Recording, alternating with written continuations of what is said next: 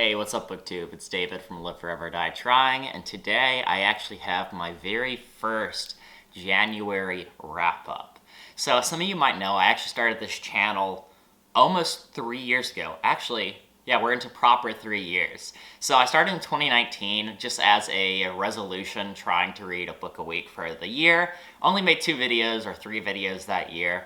2020 is where I got into BookTube proper, and November, or Nonfiction November specifically, was when I first started doing my wrap-ups and then my TBRs.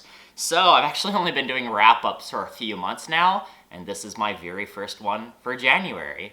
So we'll see if we can keep this trend going and get 12 of these out for you this year. All in all, the year started off pretty good. I have to say the first 4 books I finished up this month, they weren't all amazing, but they were all good. Some of them had slow parts, some of them had information I was rereading from other books that I read previously, but all in all, I think I would highly recommend each of these books. We cover a good range of topics, so we have some longevity, we have some meta-learning and kind of like self-help, some politics, some futurism, some policy, and a good range of stuff. So without further ado, let's jump in.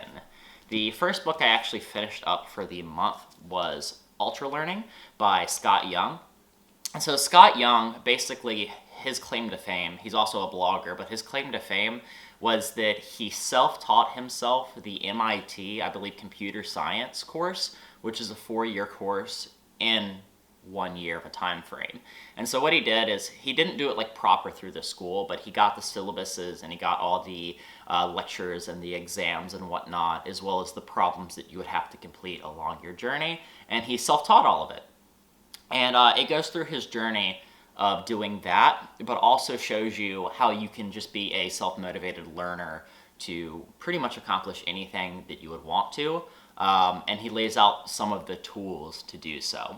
So he also talks about other inspiring people, like how he went with one of his friends to another country and never spoke English for the entire month, would try to learn that language in that time span, and then move to a different country to learn a new language.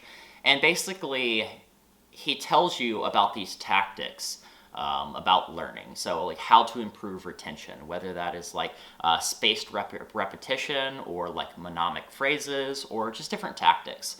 So about half of this book is laying out like kind of storylines to kind of keep the reader engaged, and the other half is actual tactics. Now, all in all, I think I pulled out about 4 or 5 tactics that I personally am going to use.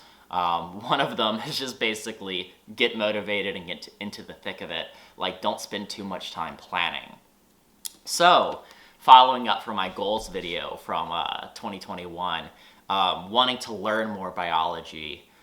I also took this from an Instagram user, Ideas in Hats, which I'll link his page below. He does some like very heavy reading, and like I'm kind of looking up to him because he pushes into the more like scholarly or academic outside of his like field of study. Well, what I'm assuming is his field of study because he crosses such a wide range.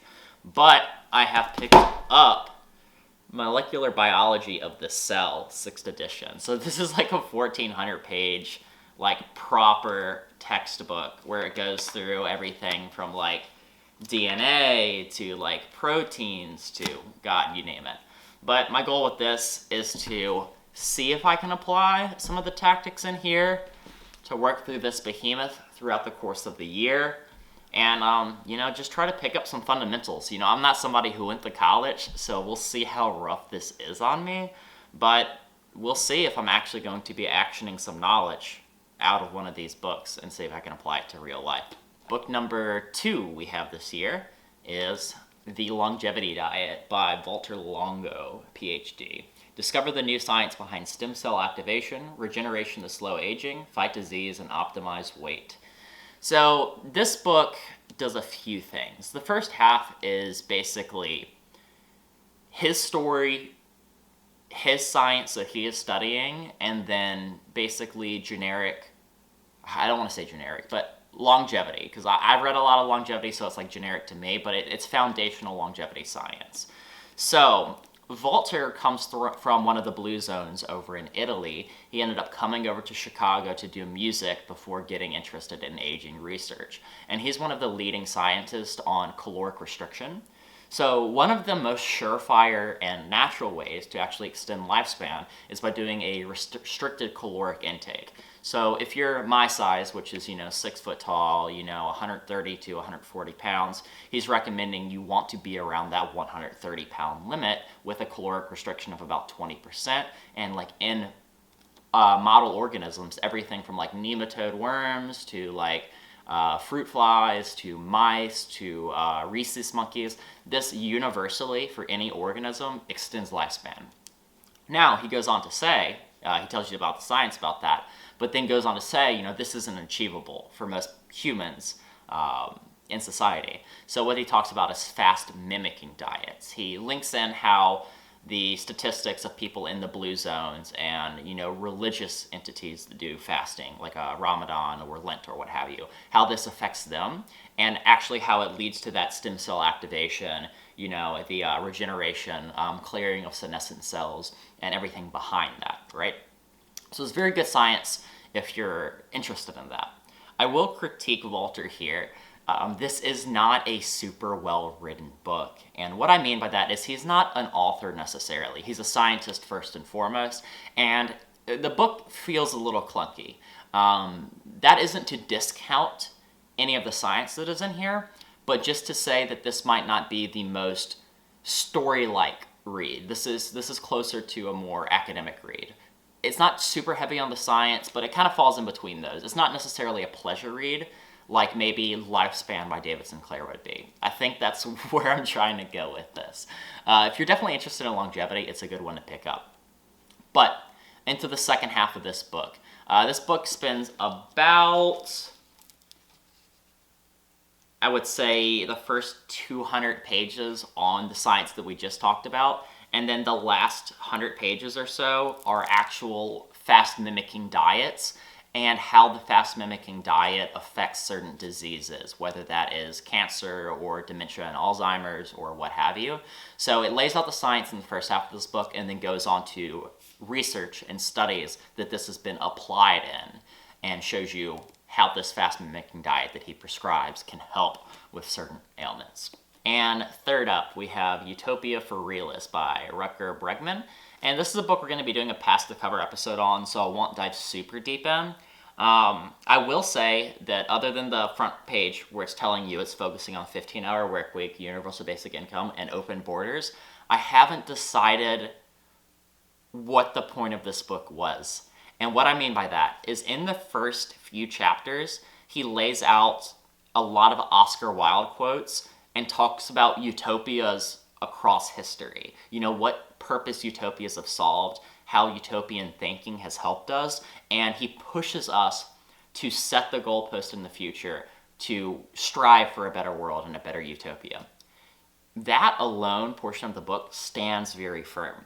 However, the rest of the book where he's talking about these other three subjects, I'm a little bit more undetermined on how I feel about it. He has good points and good narratives for what he does bring up, but it feels like certain things have been left out on purpose. We're going to go more in depth about this, at least from my opinion. We'll see what Raymond's is in the past the cover episode. But just for starters, open borders are something that I would strictly agree with are necessary in a utopian society. But he doesn't necessarily talk about what negative consequences could happen in the short term. Just for an absurd example, if you have strong social support like a 15-hour work week and universal basic income, there is a tipping point where if you take in additional millions of people with not enough output to produce tax dollars to feed your universal basic income, there is a possibility that you are breaking down certain systems. So it'll be interesting to hear more about what his transitionary system is to get to this utopia. At least that's my initial opinion. All in all, it was a super engaging book, has a lot of quotables in it, and just provides a good utopian narrative to it. And then number 4, last book of the month, we had A Promised Land by Barack Obama.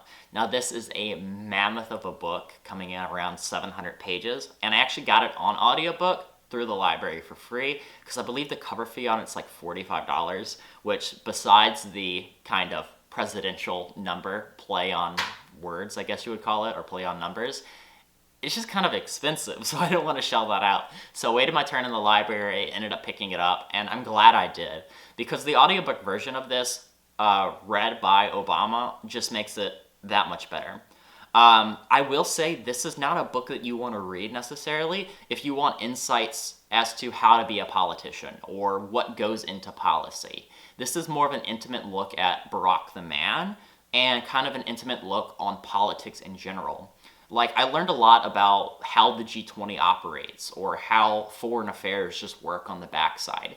He does talk about like what goes into certain things like the stimulus package and the recovery from the 2009 crisis, but it's not like he would spend 50 pages batting around why he chose certain, measures in the stimulus or the recovery package and why he didn't choose other. So if you were looking to read this book for specific political reasoning, I would say this isn't necessarily for you. But if you want to know about Barack the man or just get a peek behind the curtain on how our government operates, this is absolutely fantastic for that. I did learn that this is volume 1 of 2, so this only covers his life before becoming president, the run to become president, and then his first term. So there will be another book doing his second term coming up. And I'm definitely going to pick that up. I'd probably, I don't know. If it's read by him on audiobook again, I'll probably wait for the audiobook copy, but I wouldn't hesitate picking up the hard copy the second time around just for rereadability and for referencing.